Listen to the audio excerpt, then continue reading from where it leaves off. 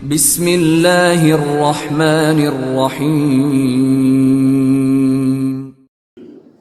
السلام عليكم ورحمة الله وبركاته. السلام عليكم ورحمة الله وبركاته. الحمد لله رب العالمين، والصلاة والسلام على أشرف المرسلين وعلى آله وصحبه وسلم. إن الحمد لله نحمده ونستعينه ونستغفره ونؤمن به ونتوكل عليه، ونعوذ بالله من شرور أنفسنا ومن سيئات أعمالنا. من يهده الله فلا مضل له ومن يضلله فلا هادي له، وأشهد أن لا إله إلا الله وحده لا شريك له، وأشهد أن محمدا عبده ورسوله. أما بعد، فيا أيها الناس أوصيكم عباد الله وإياي أولا بتقوى الله. قال الله تعالى: يا أيها الذين آمنوا اتقوا الله حق تقاته ولا تموتن إلا وأنتم مسلمون. وقال تعالى أيضا: يا أيها الناس اتقوا ربكم الذي خلقكم من نفس واحدة وخلق منها زوجها وبث منهما رجالا كثيرا ونساء، واتقوا الله الذي تساءلون به والأرحام إن الله كان عليكم رقيبا.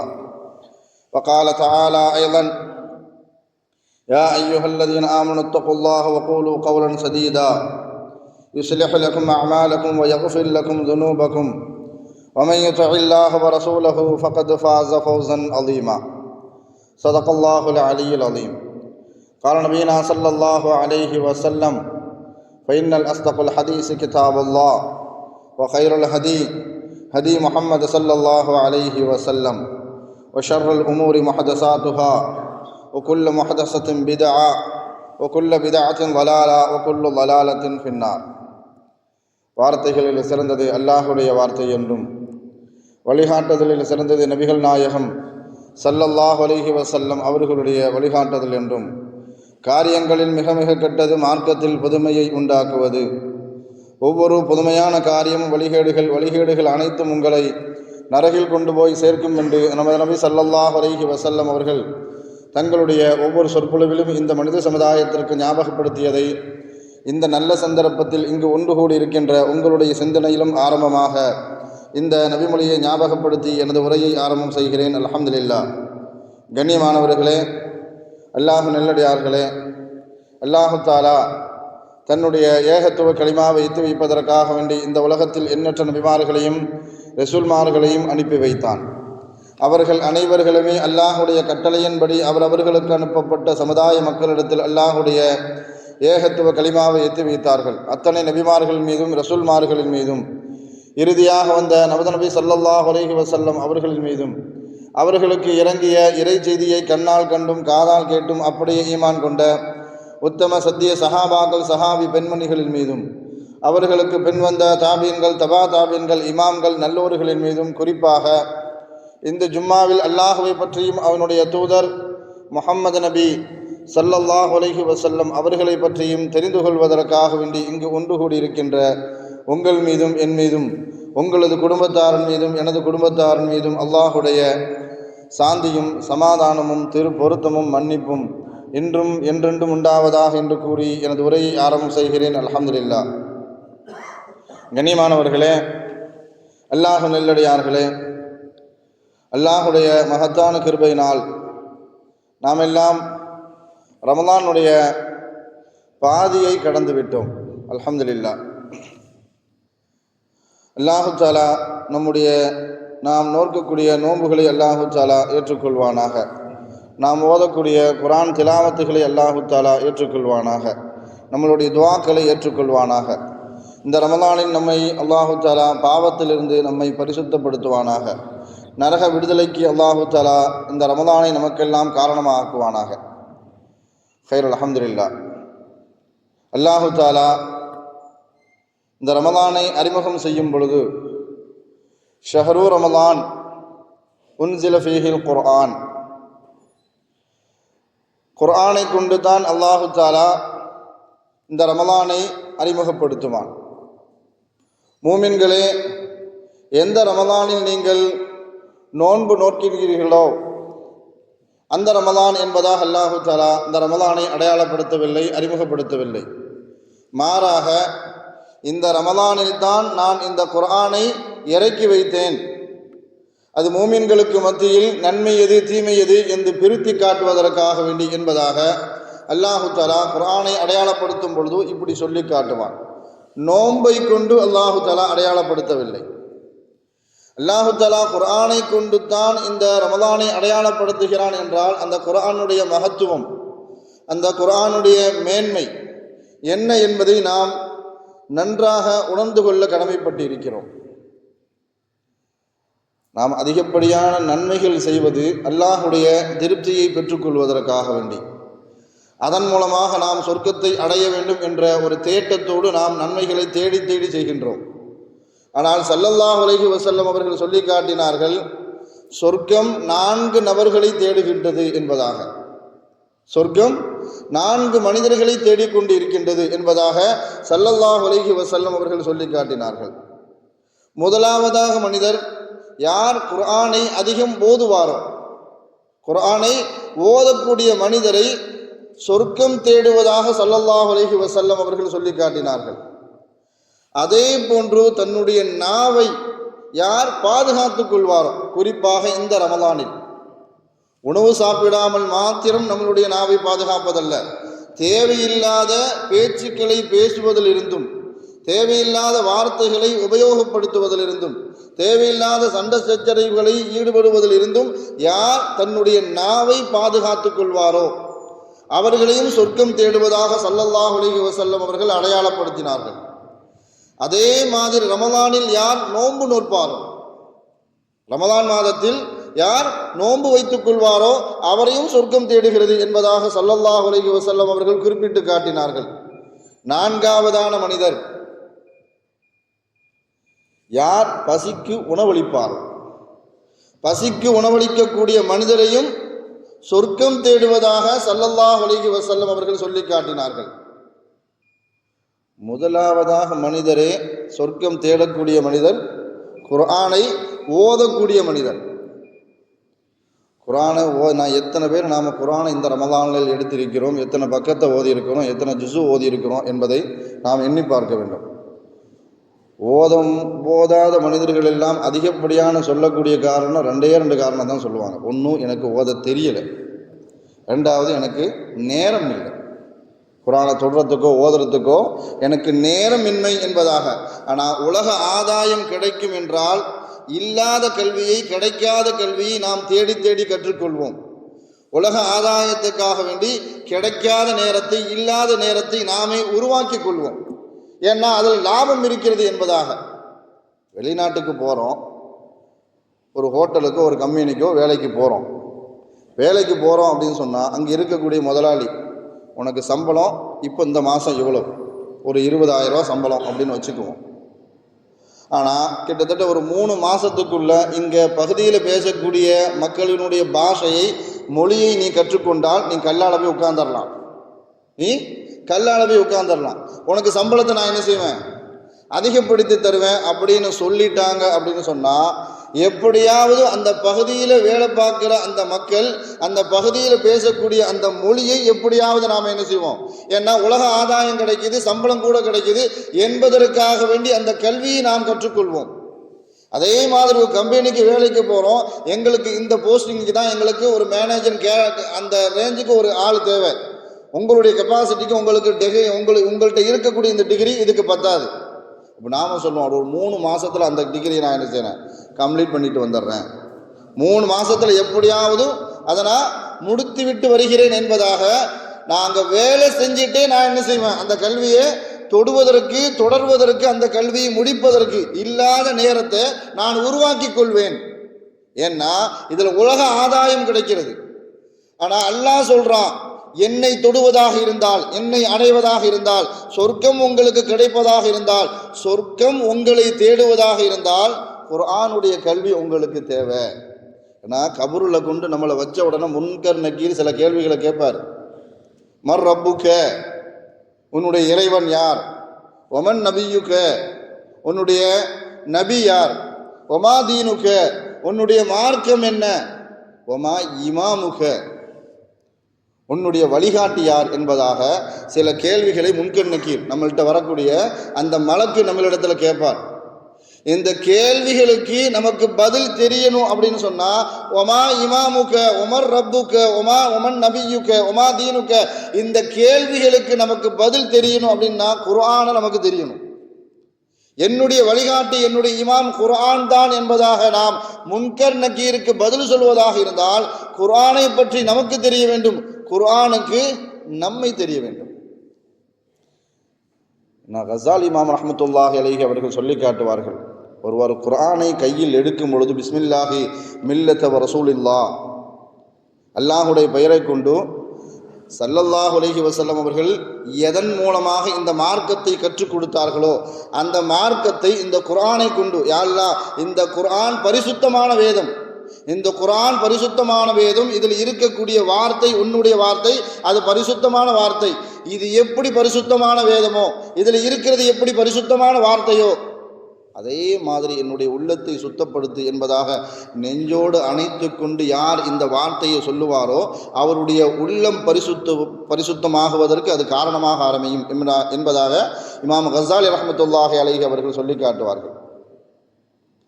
மூசா அலைஹிஸ்ஸலாம் அவர்களை வேதத்தை வாங்குவதற்காக வேண்டி தன்னுடன் பேசுவதற்காக வேண்டி அல்லாஹு தஆலா தூர் சினா மலையின் பக்கம் அழைக்கின்றான். மூசா அலைஹிஸ்ஸலாம் போகிறாங்க, தூர் சினா மலையின் பக்கம் போகிறாங்க. போய் நிற்கக்கூடிய நேரத்தில் அல்லாஹு தஆலா மூசா அலைஹிஸ்ஸலாத்துல சொன்னது, யா மூசா ஃபஹ்லஅன அலைக், உங்களுடைய 2 செருப்பும் என்ன செஞ்சுட்டுங்க, கலட்டி விட்டு உள்ளக்க வாங்க அப்படின்னு. ஏன்னா இன்னக பில் வாதில் முகத்தஸி துவா, இந்த பகுதி ஒரு பரிசுத்தமான பகுதி, இந்த பகுதியில் நீங்க வரும் பொழுது நீங்கள் செருப்பை கலட்டி விட்டு உள்ளக்க வாருங்கள் என்பதாக அல்லாஹு தஆலா மூசா அலைஹிஸ்ஸலாத்துக்கு கட்டளை இடுகிறான். தூர் சினா மலையின் மீது அல்லாஹ் இறங்கவில்லை, தூர் சினா மலையின் மீது அல்லாஹ் இறங்கல, அல்லாஹுடைய வார்த்தை இறங்கிறது. அல்லாஹுடைய வார்த்தை பரிசுத்தமான வார்த்தை, அந்த வார்த்தையை சந்திக்கும் பொழுது நாம் பரிசுத்தமாக இருக்க வேண்டும் என்ற ஒரு காரணத்திற்காக அல்லாஹு தஆலா மூசா அலைஹிஸ்ஸலாத்திற்கு இந்த கட்டளை இடுகிறான் என்றால், இமாம் கஸாலி ரஹ்மத்துல்லாஹி அலைஹி அவர்கள் சொன்னது போல குர்ஆன் என்பது பரிசுத்தமான வேதம், குர்ஆனுடைய வார்த்தை அல்லாஹுடைய வார்த்தை, குர்ஆனுடைய எழுத்துக்கள் அல்லாஹுடைய பேச்சு, அதை நெஞ்சோடு அணைத்து கொண்டு யா அல்லாஹ் என்னுடைய உள்ளத்தை பரிசுத்தமாக்கு, என்னுடைய அகத்தையும் புறத்தையும் யா அல்லாஹ் பரிசுத்தமாக்கு என்று யார் இந்த துஆவை ஓதிக்கொண்டு குர்ஆனை நெஞ்சோடு அணைத்து கொண்டு ஓதுவாரோ அவருடைய அகம் சுத்தம் புறம் சுத்தம் ஆகுவதற்கு அது மிகப்பெரிய ஒரு காரணமாக இருக்கும். ஏன்னா அல்லாஹுடைய வார்த்தை பரிசுத்தமானது. குர்ஆனை சில வசனங்களை படிக்கும் பொழுது ஆச்சரியமா பிரமிப்பா இருக்கும். சின்ன சின்ன வார்த்தைகள் அல்லாஹு தஆலா பெரிய பெரிய வரலாறு அப்படி சொல்லிட்டு கடந்து போயிடுவான். அதான் குர்ஆனுடைய தனித்துவமே, அதுதான் குர்ஆனுடைய தனி சிறப்பு. அதுதான் ஒரு சின்ன சின்ன வார்த்தை, அதில் அல்லாஹு தஆலா லேசாக நமக்கு விளங்குற மாதிரி கஷ்டமான வார்த்தையை கொண்டு அல்லாஹு தஆலா சொல்ல மாட்டான். ஒரு சின்ன வார்த்தை, அந்த வார்த்தையை கொண்டு அல்லாஹு தஆலா சொல்லிட்டு அந்த வார்த்தையை அப்படி சொல்லிட்டு அல்லாஹு தஆலா கடந்து போயிடுவான். உஹது போர் நடக்குது. ஆரம்பத்தில் முஸ்லீம்களுக்கு வெற்றி, முஸ்லீம்கள் செய்த சில தவறுகளின் காரணத்தினால மிகப்பெரிய ஒரு தோல்வி, மிகப்பெரிய ஒரு நஷ்டம். ஏன்னா பத்ர் போரில் எப்படி முஸ்லீம்களுக்கு வெற்றி கிடைத்ததோ 70 பேரை கைதிகளாக பிடித்தார்கள், 70 பேர் எதிரிகளை கொன்றார்கள் முஸ்லீம்கள். ஒரு மிகப்பெரிய வரலாறு காணாத வெற்றி அல்லாஹு தஆலா முஸ்லீம்களுக்கு கொடுத்தான். அதே வெற்றி உஹதில் கிடைக்கும் என்பதாக நினைத்து போகும் பொழுது ஆரம்பத்தில் முஸ்லிம்கள் கட்டுப்பாடாக இருந்தார்கள். அதுக்கப்புறம் ஸல்லல்லாஹு அலைஹி வஸல்லம் அவர்களுடைய பேச்சுக்கு மாறு செய்ததன் காரணத்தினால் அல்லாஹு தஆலா தோல்வியை கொடுத்தான். எப்படிப்பட்ட தோல்வின்னு சொன்னால் 70 பேர் ஷஹீதாக்கப்பட்டார்கள், 70 பேர் கைதிகளாக பிடிக்கப்பட்டார்கள், நிறைய பேருக்கு அதிகமான சஹாபாக்களுக்கு உறுப்புகளை இறந்தார்கள், பெரிய பெரிய காயம், ஸல்லல்லாஹு அலைஹி வஸல்லம் அவர்களுக்கு பல் உடைக்கப்பட்டது, தலையில நெத்தியில போன்ற பகுதியெல்லாம் காயமடைந்தது. இதுக்கு ஸல்லல்லாஹு அலைஹி வஸல்லம் அவர்களுக்கும் சஹாபாக்களுக்கும் அல்லாஹு தஆலா ஆறுதல் சொல்லணும். ஆறுதல் சொல்லக்கூடிய வார்த்தை அல்லாஹு தஆலா எவ்வளோ அழகான ஒரு நுட்பமான லேசான ஒரு வார்த்தையை சொல்லிட்டு அல்லாஹு தஆலா கடந்து போவான். எப்படிப்பட்ட வார்த்தையை கடந்து போவான்னு சொன்னால், அல்லாஹ் சொல்கிறதா இருந்தால் இப்படி சொல்லணும், உஹதில் உங்களுக்கு தோல்வி ஆனால் பத்ரில் உங்களுக்கு வெற்றி அப்படிங்கிற வார்த்தையை அல்லாஹு தஆலா பயன்படுத்தணும். ஆனால் அல்லாஹ் அந்த இடத்துல எப்படிப்பட்ட ஒரு வார்த்தையை பயன்படுத்துவான்னு சொன்னால், ஒ தில்கல் ஐயாமு நுதாவிலுஹா பைனன் நாஸ், நாம் நாட்களை காலத்தை நாம் சுழட்டுகிறோம் என்பதாக. இதான் வார்த்தையினுடைய அளவே இவ்வளவுதான். நாம் காலத்தை சுழட்டுகிறோம் அப்படின்னு சொன்னா முதல்ல ஆரம்பத்தில் உங்களுக்கு வெற்றி கிடைத்தது, இப்போ உங்களுக்கு தோல்வி. நீங்க அதுல இருந்து பாடம் கற்றுக்கொள்ள வேண்டும். அல்லாஹ் பயன்படுத்திய அந்த நுதாவில் அப்படிங்கிற வார்த்தைக்கு உண்டான அர்த்தம் சுழற்சி என்ற ஒரு அர்த்தமும் இருக்கிறது. அதே மாதிரி வாளி, நம்ம கிணத்துல தண்ணீர் எடுப்போமா என்ன, அதே மாதிரி ஒரு வாளி அப்படிங்கிற ஒரு அர்த்தம் இருக்குது. தஃசீர்கள் அழகா எழுதுவாங்க, அல்லாஹு தஆலா நுதாவில் என்ற வார்த்தை அல்லாஹு தஆலா ஏன் பயன்படுத்தினா அப்படின்னு கேட்கும் பொழுது, பொதுவாக நாம கயிறை கட்டி கிணத்துல வாளியை இறக்கும் பொழுது வெறும் வாளியாக தான் நான் என்ன செய்வோம், கிணத்துக்குள்ள நாம இறக்குவோம். இறக்கிட்டு எந்த அளவுக்கு கிணத்துல தண்ணீர் இருக்கிறதோ அதற்கு தகுந்தாற் போல் வாளி நிறைய தண்ணீரை நாம் என்ன செஞ்சிருவோம், எடுத்துருவோம். போகும்போது வெறும் வாளியாக போகக்கூடிய வாளி வரும்பொழுது என்ன செய்யுது, தண்ணீரை நிரப்பி கொண்டு வருகிறது அப்படின்னு சொன்னா, போகும்போது நீங்க பதிலுள்ள போகும்போது ஒண்ணுமே இல்லாம போனீங்க, ஆனா வெற்றியோடு வந்தீர்கள். ஆனா இங்க எல்லா ஏற்பாடோடும் போனீங்க, ஆனா உங்களுடைய சிறு தவற்றின் காரணத்தினால் அல்லாஹ் என்ன செஞ்சுட்டான், தோல்வியை தந்துட்டான். இந்த வரலாறு சொல்றதுக்கு அல்லாஹு தஆலா பயன்படுத்தின வார்த்தை என்ன வார்த்தை, ஒரு சின்ன வார்த்தை, ஓ தில்கல் ஐயாமு நுதாவிலுஹா பைனன் நாஸ், நாம் காலத்தை சுழட்டுவோம் அப்படிங்கிற வார்த்தையை அல்லாஹு தஆலா சொல்லிட்டு அல்லாஹு தஆலா கடந்து போயிடுவான். சின்ன சின்ன வார்த்தைகளில் அல்லாஹு தஆலா பெரிய பெரிய வரலாறு மாத்திரமல்ல, சஹாபாக்களுக்கும் ஸல்லல்லாஹு அலைஹி வஸல்லம் அவர்களுக்கும் ஆறுதல் படுத்துற மாதிரி இந்த வார்த்தையை சொல்லிட்டு அல்லாஹு தஆலா கடந்து போவான். இதுல மாத்திரமல்ல, அல்லாஹுடைய வார்த்தையினுடைய விளையாட்டு. நம்ம யாசின் சூரா நிறைய ஓதுவோம், நிறைய பேர் காலையிலையோ சாயங்காலமோ என்ன செய்வோம், மக்ரிபுக்கு பின்னாடி ஓதுவோம். அதுல யாசின்ல 40வது வசனம், லஷம்சு எம்பகைலஹா அன் துத்ரிகல் கமர வலல்லைலி சாபிகுன் நஹார் வகுல்லுன் ஃபீ ஃபலகி யஸ்பஹூன். இதான் சூரியனை சந்திரன் முந்தாது. இந்த வார்த்தையினுடைய அர்த்தம் சூரியனை சந்திரன் முந்தாது, இரவை பகலை இரவு முந்தாது, ஒவ்வொரு கோள்களும் அதனுடைய வட்டப்பாறையில் சுற்றி வருகிறது என்பதாக அல்லாஹு தஆலா சொல்லுவான். இந்த வார்த்தையை சொல்றதுக்கு அல்லாஹு தஆலா ஒரு வார்த்தையை எல்லாம் பயன்படுத்துவான், ஒகுல்லுன் ஃபீ ஃபலக் அப்படிங்கிற வார்த்தை. ஒவ்வொரு கோள்களும் அதனுடைய வட்டப்பாறையில் சுற்றி வருகிறது. கிட்டத்தட்ட ஒரு 2 நாளைக்கு முன்னாடி கூட சந்திர கிரகணம் ஏற்பட்டது. சந்திர கிரகணம் ஏற்பட்டது அப்படின்னு சொன்னா பூமியும் சந்திரனும் ஒரே வட்டப்பாதையில் வரதில்லை, நேர் கோட்டில். அது ஒரு வட்டப்பாறையில் சுத்திக்கிட்டு இருக்கிறோம், இது ஒரு வட்டப்பாறையில் சுத்திக்கிட்டு இருக்கும். ரெண்டும் நேராக சந்திக்கும் பொழுது என்ன செய்யும், கிரகணம் ஏற்படும் என்பதாக. ஆனால் அல்லாஹ் சொல்றது அது அதனுடைய வட்டப்பாதையில் சுற்றி கொண்டு வருகிறது என்பதாக.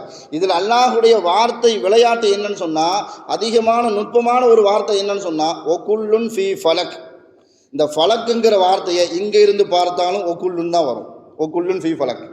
இங்க இருந்து பார்த்தாலும் ஒகுல்லுன் ஃபீ ஃபலக். எப்படின்னு சொன்னா ஒகுல்லுன் ஃபீ ஃபலக், லாஸ்ட்ல ஃபாலம் ஃபலக் அப்படிங்கிற வார்த்தையில முடியுது, காஃப் லாம் ஃபா, குல்லுன் ஃபீ ஃபலக். நீங்க எடுத்து அந்த 40வது வசனத்தை எடுத்து பாருங்க, உங்களுக்கே தெரியுது. இங்க இருந்து பார்த்தாலும் ஒரே அர்த்தம் தான் வரும், இங்க இருந்து பார்த்தாலும் ஒரே அர்த்தம் தான் வரும். ஆனா அப்படி சொல்றக்கூடிய வார்த்தை கோள்கள் மாத்திரம் அல்லாஹு தஆலா சுத்தலன்னு சொல்லல, என்னுடைய வார்த்தைகளும் அந்த வசனத்தில் சுற்றி வருகிறது என்பதை அல்லாஹு தஆலா அழகான வார்த்தையை கொண்டு அல்லாஹு தஆலா பதிவு செய்வான். மூசா அலைஹிஸ்ஸலாம் அவர்கள் நபித்துவம் கொடுப்பதற்கு முன்பாக ஃபிரௌனுடைய கட்டுப்பாட்டில் என்ன செய்கிறாங்க, கண்ட்ரோலில் வளர்ந்து வரக்கூடிய அந்த சமயம், இளைஞராக ஆயிட்டாங்க. ஒரு 20 வயசு ஆயிடுச்சு மூசா அலைஹிஸ்ஸலாத்துக்கு. ஒரு 2 பேர் சண்டை போடக்கூடிய நேரத்தில் தடுக்க போகிறாங்க. தடுக்கக்கூடிய நேரத்தில் இவங்க ஒருத்தனை அடிக்கக்கூடிய சூழல், அடித்தாங்க, அவன் மூத்தா போயிட்டான். அடிப்பட்டவன் யாருன்னு சொன்னால் ஃபிரௌனுடைய சமூகத்தை சார்ந்தவன், கிப்தி வம்சத்தை சார்ந்தவன். மூசா அலைஹிஸ்ஸலாம் பனி இஸ்ரவேல். இப்படி இருக்கும் பொழுது கிப்தி வம்சத்தை சார்ந்த ஒருவரை மூசா அடித்து விட்டார். அந்த புகார் ஃபிரௌன்கிட்ட போனவொன்னே அவர் தூக்கிட்டு வாங்க, கைது செஞ்சிடலாம் அப்படின்னு. அப்போ அங்கிருந்து ஒரு ஆள் சொல்கிறாரு, மூசா அலைஹிஸ்ஸலாத்தின் மீது நல்லெண்ணம் கொண்ட ஒரு ஆள், உன்னை தூக்குனா கண்டிப்பாக என்ன செஞ்சிருவான், உங்கள் மேலே ஏற்கனவே ஃபிரௌனுக்கு சந்தேகம் இருக்குது, உங்களை இப்போ தூக்கிட்டு போனால் கண்டிப்பாக கொன்றுவான், அதனால் எங்கேயாவது தப்பிச்சு போயிருங்க அப்படின்னு என்ன செய்யாங்க. அவர் புத்திமதி சொல்கிறாரு. மூசா அலைஹிஸ்ஸலாம் அந்த எகிப்தை விட்டு மதியனுக்கு வராங்க. இந்த 20 வயசில் நபித்துவம் நபிப்பட்டம் கொடுக்கறதுக்கு முன்னாடி மதியனத்துக்கு வந்துட்டாங்க. மதியனுக்கு வந்துட்டாங்க அப்படின்னு சொன்னால் மதியனில் யாரையும் தெரியாது. மதியன் என்ற அந்த நகரில் மூசா அலைஹிஸ்ஸலாத்துக்கும் தெரிந்த ஆள் யாருமே கிடையாது, குடும்பமோ கோத்திரமோ யாரும் கிடையாது.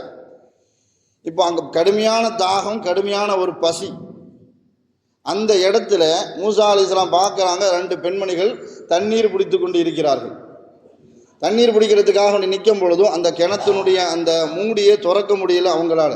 மூசா அலைஹிஸ்ஸலாம் திறந்து தண்ணியை பிடிச்சி கொடுத்துட்டு தாங்களும் தண்ணீரை குடிச்சிட்டு ஒரு மரத்தை அடியில் போய் உட்காருவாங்க. உட்கார்ந்துட்டு ஒரு வார்த்தையை சொல்லுவாங்க. அல்லாஹு தாலா அதில் எவ்வளோ பெரிய நுட்பமான விஷயத்தை அல்லாஹு தாலா வச்சிருக்கிறான்னு சொன்னால், ரப்பி இன்னி லிமா அன்சல்த இலைய மின் ஹைரின் ஃபகீர். அவங்க சொன்ன வார்த்தை இந்த வார்த்தை தான். இந்த வார்த்தையை யார் சொல்லுவாரோ, ஹசன் பஸ்ரி ரஹ்மத்துல்லாஹ் சொல்லி காட்டுவாங்க, நமக்கு தெரியாத இடத்துல ஒரு இடத்துல போய் மாட்டிக்கிட்டோம், அல்லது நமக்கு பசி, யார்கிட்ட போய் உதவி கேட்குறேன்னு தெரியல, அந்த மாதிரி சூழ்நிலையில் இந்த துவாவை, இந்த வார்த்தையை யார் சொல்லி காட்டுவாரோ அல்லாஹுடைய உதவி கண்டிப்பாக கிடைக்கும்.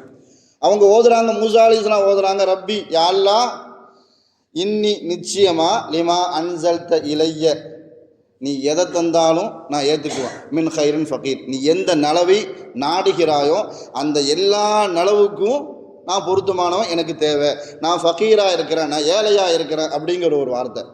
ஏன்னா அங்கே மூசா அலைஹிஸ்ஸலாத்துக்கு யாரையும் தெரியாது.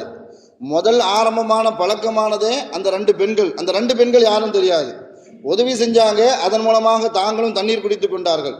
ஒரு மரத்து அடியில் உட்கார்ந்து இந்த துவாவை ஓதக்கூடிய சூழலில் அல்லாஹு தாலா எப்படிப்பட்ட உதவியை கொண்டு வரான் அப்படின்னு சொன்னால், எந்த பெண்கள் வீட்டுக்கு போனார்களோ அந்த பெண்களில் ஒரு பெண் என்ன செய்கிறாங்க, வராங்க, உங்களை எங்கள் வாப்பை கூப்பிடுறாங்க அப்படின்னு. நீ எந்த நலவை தருவதாக இருந்தாலும் அதுக்கு நான் தகுதி உள்ளவன் என்பதாக மூசா அலைஹிஸ்ஸலாம் சொல்லி காட்டிய போது அல்லாஹு தாலா அடித்த நிமிடத்தில் அவர்களுடைய துவாவை, அந்த வார்த்தையை அல்லாஹு தாலா கபூல் செய்ததின் அடையாளமாக அந்த பெண்மணி வந்து கூப்பிடுறாங்க. அங்கே போனால் ஷுஐப் அலைஹிஸ்ஸலாம், அங்கே ஒரு நபி இருக்கிறாங்க. அவங்க சொல்கிறாங்க, நீ வேலை செஞ்சால் என் பொண்ணை உனக்கு கல்யாணம் முடிச்சு தரேன். எங்கிட்ட என்ன செய்யணும், நீங்கள் ஒரு 10 வருஷமோ அல்லது 8 வருஷமோ வேலை செய்யணும், அதை நான் மகராக எடுத்துக்கிறேன், என் மகளை உங்களுக்கு கல்யாணம் முடித்து திருமணம் முடித்து தந்து விடுவேன். இவங்க உள்ளக்க வரும்பொழுது தனி ஆளாக வந்தார்கள். யாருமே பழக்கம் கிடையாது, வியாபாரத்துக்கு வழி இல்லை, சாப்பாட்டுக்கு வழி இல்லை, பொருளாதாரத்துக்கு வழி இல்லை. ஆனால் இங்கே ஒரு மனுஷன் வேலையும் கொடுத்து நான் பொண்ணையும் தரேன், எனக்கு பின்னாடி என் சொத்து உனக்கு தான் அப்படின்னு ஷுஐப் அலைஹிஸ்ஸலாத்தை அல்லாஹு தாலா சொல்ல வைக்கிறான்னு சொன்னால், மூசா அலைஹிஸ்ஸலாம் அந்த மரத்தடியில் உட்கார்ந்து கேட்ட அந்த வார்த்தையினுடைய கலம், இந்த வார்த்தையினுடைய பிரயோகம், குர்ஆனுடைய அந்த ஆளுமையான சக்தி, அல்லாஹ் அதை தான் பதிவு செய்வான். ஒரு சின்ன வரலாறுகளில், சின்ன சின்ன வார்த்தைகளில் அல்லாஹு தாலா நுட்பமான விஷயங்களை ஒளித்து வைத்து விட்டு அதில் ஒரு பெரிய வரலாறை அல்லாஹு தாலா முடித்து விட்டு கடந்து போயிட்டே இருப்பான். நமக்கெல்லாம் குர்ஆன்லேயே சின்ன சூறா எதுன்னு கேட்டால் நமக்கெல்லாம் கண்ணை மூடிச்சுட்டு சொல்லுவோம், சூரத்துல் கௌசர். இன்னா ஆத்தைனா கல் கௌசர் ஃபஸல்லி லிரப்பிக்க வன்ஹர் இன்ன ஷானியக ஹுவல் அப்தர். இது இறக்கப்பட்டதற்குண்டான காரணமே ஸல்லல்லாஹு அலைஹி வஸல்லம் அவர்களை ஒருவன் விமர்சனம் செய்தான். உங்களுக்கு தான் ஆம்பளை பிள்ளையே இல்லையே, ஆண் வாரிசு இல்லாதவர் என்பதாக. ஆண் வாரிசு இல்லாதவர் என்பதை பற்றி ஸல்லல்லாஹு அலைஹி வஸல்லம் அவர்களை ஒருவன் விமர்சனம் செய்தான். ஆம்பளை பிள்ளை பிறக்கலன்னு அர்த்தம் இல்லை. அதனால ஸல்லல்லாஹு அலைஹி வஸல்லம் அவர்களுக்கு 7 பிள்ளைங்க, 4 பொம்பளை பிள்ளைங்க, 3 ஆம்பளை பிள்ளைங்க, அப்துல்லா, இப்ராஹிம், காசிம். 3 பேருமே வாலிபத்தை தொடுவதற்கு முன்பாக அல்லாஹு தாலா மௌத்தை கொடுத்தான். அதே மாதிரி 4 பொம்பளை பிள்ளைங்கள்ல வாலிபம் முடிவதற்கு முன்பாக அவங்க இறந்து போனாங்க, மௌத்தா போனார்கள். அதில் ஸல்லல்லாஹு அலைஹி வஸல்லம் அவர்களுக்கு பின்னால் மௌத்தானது அன்னை ஃபாத்திமா ரலியல்லாஹு. அவங்க தான் என்ன செய்கிறாங்க, ஸல்லல்லாஹு அலைஹி வஸல்லம் அவர்கள் மௌத்தா போய் 6 மாதம் கழித்து அன்னை ஃபாத்திமா மரணத்தை சந்திக்கின்றார்கள். இப்படி 7 புள்ள புத்தகங்களை பார்த்து ஒருத்தன் சொல்கிறான், நீங்கள் ஆண் வாரிசு இல்லாதவர். அல்லாஹு தஆலா ஸல்லல்லாஹு அலைஹி வஸல்லம் அவர்களை ஆறுதல் படுத்த வேண்டும். ஆனால் அங்கே இருக்கக்கூடிய வார்த்தையிலையும் அல்லாஹுடைய ஆறுதலிலும் நமக்கு பார்த்தா, வெளிரங்கமாக பார்த்தா என்ன ஆறுதல் இருக்குது அப்படிங்கிற விஷயம்தான் நமக்கு தெரியும். ஆனால் அல்லாஹ் சொல்லி காட்டியது என்னன்னு சொன்னால், இன்னா ஆத்தைனா கல் கௌசர், நபியே உங்களுக்கு நான் ஆம்பளை பிள்ளைய தரேன், அதுக்கு அடுத்தமாக நான் என்ன செஞ்சுக்கிறேன், நீங்கள் எவ்வளோ வேணாலும் பெற்றுக்கங்க அப்படின்னு சொல்லலை. இன்னா ஆத்தைனா கல் கௌசர், நபியே உங்களுக்கு நான் நீர் தடாகத்தை தருகிறேன். அந்த வார்த்தையினுடைய அர்த்தம் அவ்வளோதான். நபியே, நான் உங்களுக்கு நீர் தடாகத்தை தருகிறேன். ஃபஸல்லி லிரப்பிக வன்ஹர், நீங்க தொழுவுங்க, குர்பானி கொடுங்க. இன்ன ஷானியக ஹுவல் அபதர், எவன் உங்களை கோபப்படுத்தினானோ அவன் தான் அபதர், அவன் தான் சந்ததியற்றவன். லாஸ்ட்ல இருந்து நமக்கு பார்த்தோன்னு சொன்னா முதல் இதுக்கு நமக்கு விட கிடைச்சிடும். பொதுவா நான் செய்யலைங்க அப்படின்னா என்னது, அவன் தான் செஞ்சான்னு அர்த்தம். ஒரு ஆள் 2 பேர் கூட்டு போறோம், நான் செய்யலைங்க அப்படின்னா நான் செய்யல, அப்போ இன்னொருத்தர் செஞ்சிருக்கிறாரு அர்த்தம். அதைத்தான் அல்லாஹு தஆலா சொல்லுவான், இன்ன ஷானியக்கு ஹுவல் அபதர், அவன் தான் சந்ததியற்றவன். அப்படின்னா உங்களுக்கு சந்ததி உண்டு அப்படின்னு அர்த்தம். உங்களுக்கு சந்ததி இருக்கிறது, நீங்கள் காலம் காலமாக உங்களுடைய சந்ததிகள் உலகத்தில் வாழ்ந்து வரும். அது மாத்திரமல்ல, இப்போ முதல் ஆயத்துக்கு நாம் அர்த்தம் வச்சு பார்த்தோம்னு சொன்னா மிகப்பெரிய பிரம்மாண்டமே நமக்கு காத்துக்கிட்டு இருக்கும். இன்னா அஅதைனா கல் கௌசர், நபியே, உலகத்தில் ஆண் வாரிசு இல்லாமல் வாழ்வது என்பது ஒரு பெரிய சோகமான காரியம் இல்லை. ஏன்னா நான் தரது அந்த நீர் தடாகம் இருக்கிறது, நான் தரக்கூடிய அந்த கௌசர் என்ற அந்த நீர் தடாகம் எப்படிப்பட்டது என்றால், எந்த நபிக்கும் எந்த ரசூலுக்கும் எந்த மலக்குமார்களுக்கும் எந்த நல்லடியார்களுக்கும் கொடுக்காத அந்த நீர் தடாகத்தை நான் உங்களுக்கு தருகிறேன். கியாமத்தில் அல்லாஹு தஆலா ஸல்லல்லாஹு அலைஹி வஸல்லம் அவர்களுக்கு மட்டுமே கொடுக்கக்கூடிய சிறப்பான ஒரு அந்தஸ்து அப்படின்னு சொன்னா கௌசர். கௌசர் என்ற அந்த ஒரு நீர் தடாகம், அதையே நான் என்ன செய்யறேன் உங்களுக்கு தரேன் அப்படிங்கிற ஒரு அர்த்தமும் இருக்கிறது. அதே மாதிரி இன்னா அஅதைனா கல் கௌசர் அப்படின்னா அதிகம் அதிகம் உங்களுக்கு சந்ததிகள் கிடைக்கும். எப்படின்னு சொன்னா, நம்ம மேலோட்டமா பார்க்கும்போது ஸல்லல்லாஹு அலைஹி வஸல்லம் அவர்கள் உயிரோடு வாழும் பொழுது எவன் விமர்சனம் செய்தானோ அவன் சந்ததிகளோடு வாழ்ந்தான். ஆனா ஸல்லல்லாஹு அலைஹி வஸல்லம் அவர்களுடைய 7 பிள்ளைகளும் மரணிச்சிட்டாங்க. அவங்களுக்கு எப்படின்னு சொன்னா, அஹ்ல பைத் அப்படின்னு சொன்னாலே ஸல்லல்லாஹு அலைஹி வஸல்லம் அவர்கள் ஒரு கட்டத்தில் உங்களுடைய குடும்பத்தார்களை கூப்பிட்டு வந்து சத்தியம் பண்ணுங்க அப்படின்னு சொல்லும் பொழுது ஸல்லல்லாஹு அலைஹி வஸல்லம் அவர்களும் அன்னை ஃபாத்திமா, ஹசன், ஹுசைன் இவங்களை தான் என்ன செஞ்சாங்க, இவங்க தான் என்னுடைய குடும்பம், என்னுடைய குடும்பம் கியாமத்து வரைக்கும் தரித்து இருக்கும், நிலைத்து இருக்கும் என்றால் அன்னை ஃபாத்திமா ரலியல்லாஹு அவர்களுடைய வம்சாவளியில் வரக்கூடியவர்கள் தான் என்னுடைய குடும்பத்தார்கள் என்பதை ஸல்லல்லாஹு அலைஹி வஸல்லம் அவர்கள் உலகத்திற்கு எப்பொழுதோ எடுத்து காட்டி விட்டார்கள். ஆனால் இதில் ஒரு சோகமான விஷயம் என்னன்னு சொன்னால், அன்னை ஃபாத்திமா வாலிபம் முடிவதற்கு முன்பாக மௌத்தானாங்க. அதே மாதிரி ஹசன், ஹுசைன் வஞ்சகத்தால் வாலிபம் முடிவதற்கு முன்பாக ஷஹீதாக்கப்பட்டார்கள்.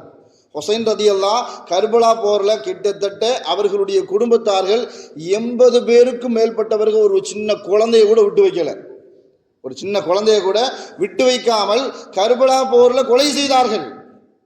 அதில் பொழைச்சி ஒரே ஒரு ஆள் அப்படின்னு சொன்னால் ஸல்லல்லாஹு அலைஹி வஸல்லம் அவர்களுடைய பேரர்களில் ஒருவர் ஸைனுல் ஆபிதீன் ரலியல்லாஹு தஆலா அன்ஹு, ஹுசைன் ரலியல்லாஹு அவர்களுடைய மகன் ஸைனுல் ஆபிதீன்.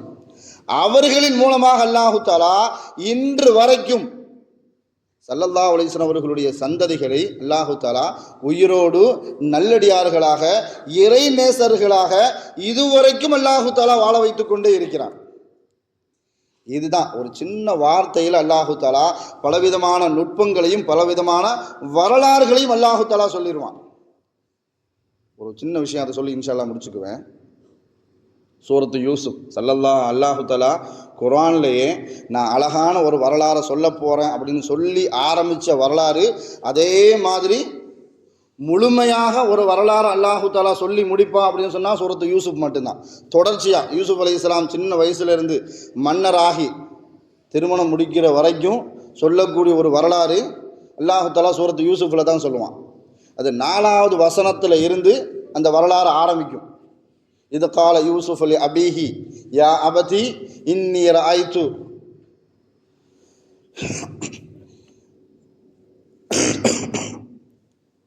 தந்தையே, நான் என்னுடைய கனவுல ஒரு 11 நட்சத்திரத்தையும் ஒரு சூரியன் ஒரு சந்திரனை என் கனவுல பார்த்தேன் அப்படிங்கிற ஒரு வார்த்தை. இது அல்லாஹு தஆலா பயன்படுத்தின வார்த்தை என்னன்னு சொன்னால், 11 நட்சத்திரத்தை பார்த்தேன் அப்படின்னு சொல்கிறதுக்கு அல்லாஹு தஆலா 11 எழுத்துக்களையும் வார்த்தைகளையும் அல்லாஹு தஆலா கொண்டு வருவான். இது கால, இது அப்படிங்கிறது ஒரு வார்த்தை, கால அப்படிங்கிறது 2. யூசுஃப் அலைஹிஸ்ஸலாத்தை பற்றி தன்னுடைய தந்தையை தள்ளி அபீஹி 4, யா 5, அபதி 6 அப்படின்னு சொல்லிட்டு வரும்போது அஹத அஷர ரஐத்து அஹத அஷர கௌகபா. ரஐத்துங்கிறது 8, 7, அஹதங்கிறது 9, அஷரங்கிறது 10, கௌகபாங்கிறது 11. நான் 11 நட்சத்திரங்களை நான் என் கனவில் பார்த்தேன் அப்படின்னு யூசுப் அலைஹிஸ்ஸலாம் சொல்றத அல்லாஹு தஆலா அந்த 11 வார்த்தைகள் அல்லாஹு தஆலா கொண்டு வருவான்.